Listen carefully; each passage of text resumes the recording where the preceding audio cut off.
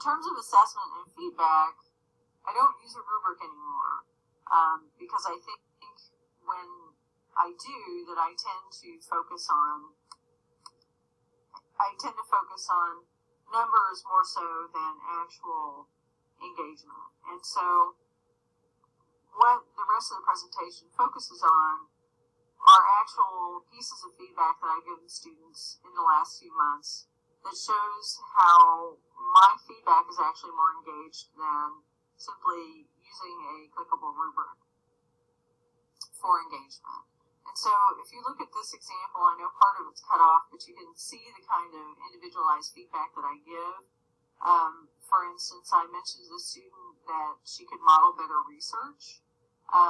Just giving links to something isn't quite developing the post as much as she sort of needs to, so why not show adequate research by providing some actual articles rather than just linking or saying that you changed the topic.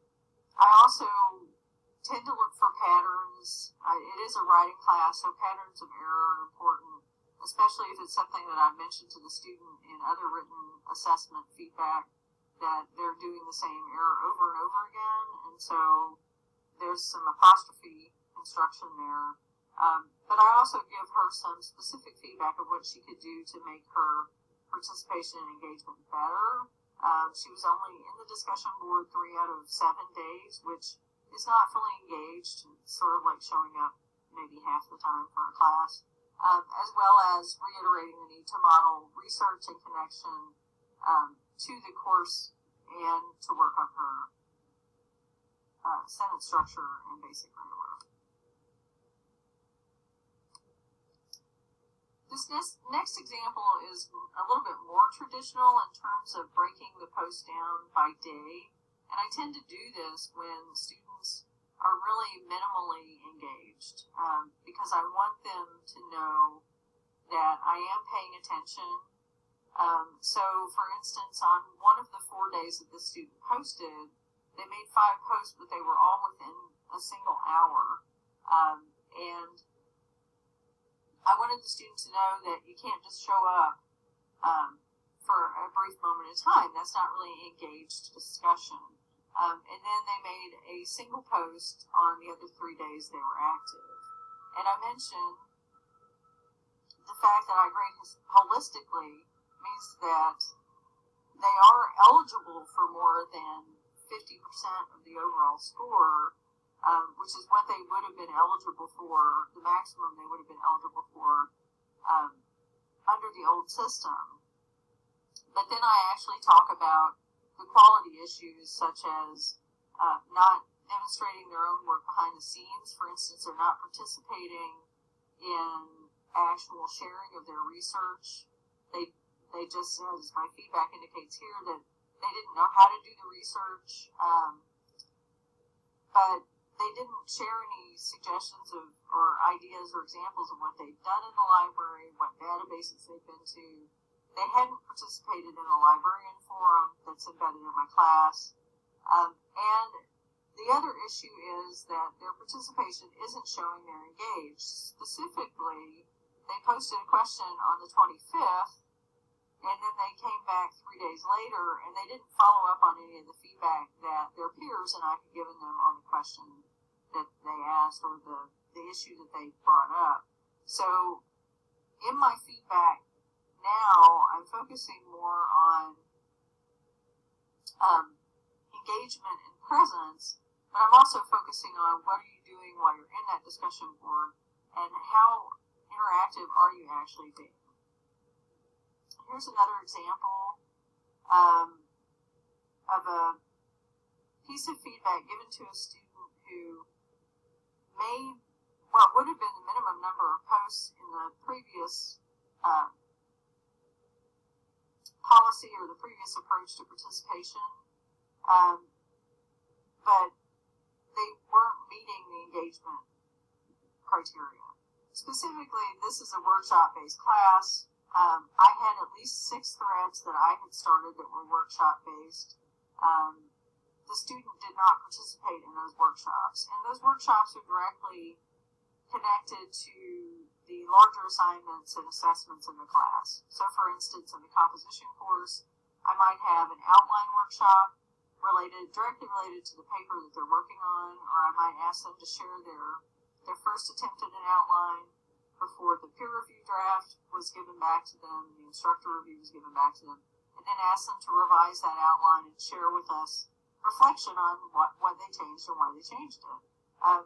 Those are typical sorts of posts in my composition and writing courses. So if the student's not participating in the workshop, not only are they not getting the feedback they need to work on those larger assignments, but they're not participating in the actual discussion. They're not giving other people feedback either. So they're not actually engaged in the main concepts and main strategies of the course. This is another example where I talk about just patterns of behavior. This student did post quite a bit, but they didn't respond to anybody other than me. So I point that out in my feedback. I also like to talk to students about if you're having problems because your classmates aren't participating.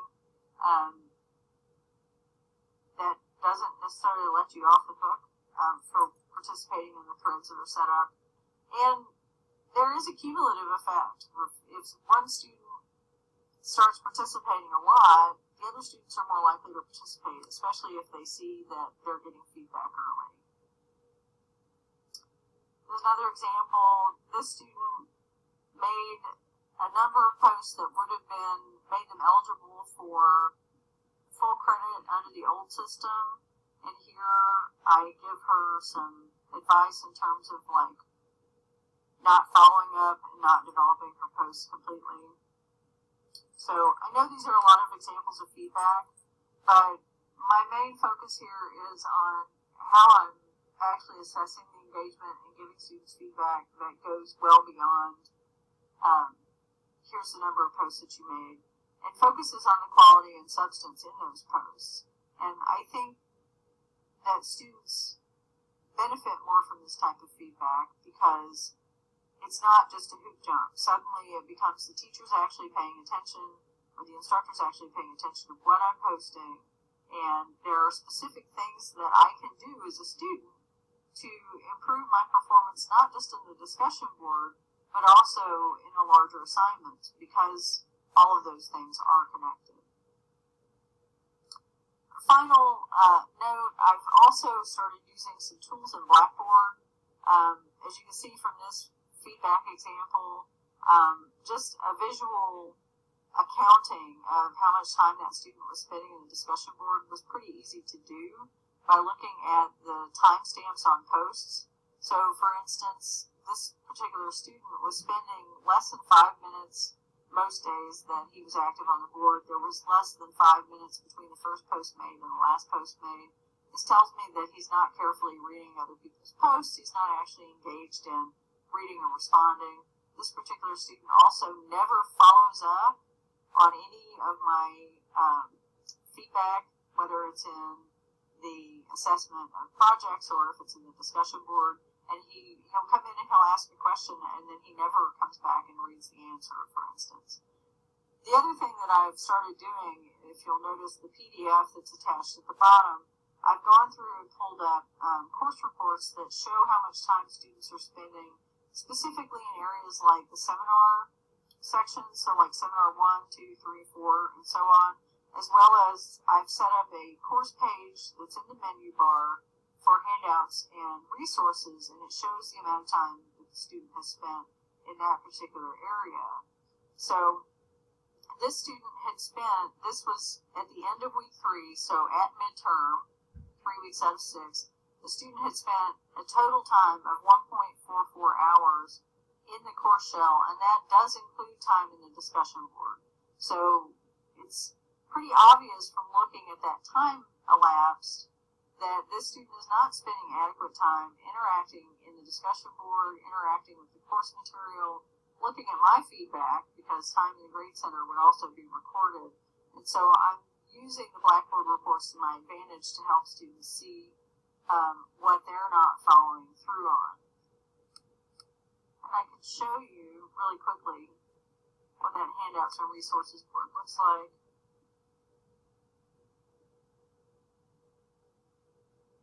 For instance, here you can see I've got APA videos and templates as well as tips for specific assignments, and I've embedded videos there as well. I've got a video of me going through one of the assignment sheets just as I would in a face-to-face class to try to mimic that sort of one-to-one interaction. There's another video that goes through criteria. You can also see my midterm reports here. I'll show you the one that I had attached.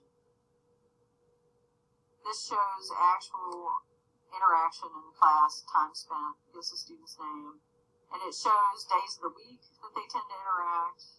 It gives you the student time in the course and the average time the student had spent, 1 hour and 26 minutes and 36 seconds. The average time was 17 hours, 23 minutes, and 39 seconds. It shows you the total number of logins, times, and as I said before, it breaks it down by seminar, and this student at midterm had not looked in the handouts folder even once, and was logging so little time in the seminar folders that it doesn't even show up as time, it merely shows up as clicks. So these reports are really helpful, I think, in terms of just showing students what they're actually doing.